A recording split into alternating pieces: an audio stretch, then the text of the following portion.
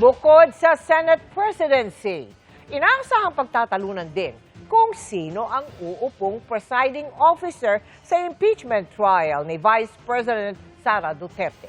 Dahil yan sa binagong impeachment rules ng new majority. Nakatutok si Sandra Aguinaldo.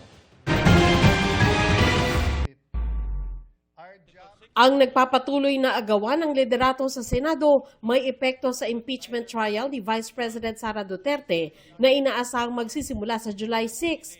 Pero pwedeng hindi si Cayetano o Gatchalian ang mamuno sa impeachment trial, batay sa bagong lathalang pagbabago sa rules on impeachment. Sa ilalim nito, ang Senate President ang magpe-preside sa impeachment, maliban na lang kung maghahalal ang Senado ng ibang senador bilang presiding officer sa boto ng mayorya.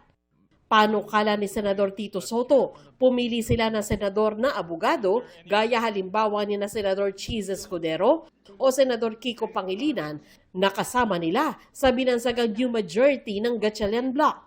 Suhestyon pa niya, pwede ring magkaroon ng impeachment manager na tutulong sa presiding officer. That's possible kasi originally iniisip nga namin would be Senator Pangilinan would be a good impeachment manager But then again, with Senator Escudero, he would be a very good presiding officer. Let's say pinawa natin presiding officer si Senator Escudero. Pwedeng impeachment manager si Senator Pangilinan.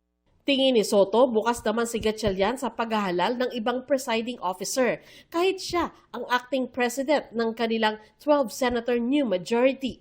Parang more or less he's amenable to the idea because he can preside, but there are times that let's say he would want a presiding officer in place.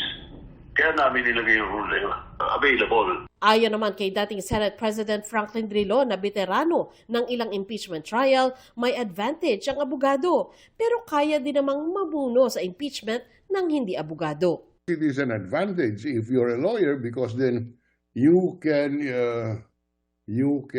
immediately rule on any motion presented. But the fact that you're not a lawyer doesn't mean that that a motion cannot be resolved because the presiding officer, lawyer, can always refer the ruling of a motion to the body.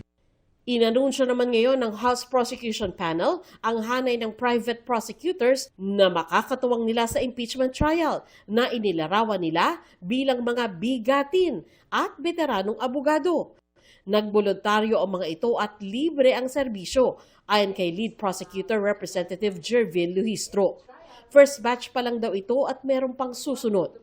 Sa Lunes, nakatakdang isumite ng House Prosecution Panel ang kanilang pre-trial brief na maglalaman ng kanilang ebidensya, testigo at mga argumento sa impeachment trial, kasabay ang entry of appearance ng mga House Private Prosecutor.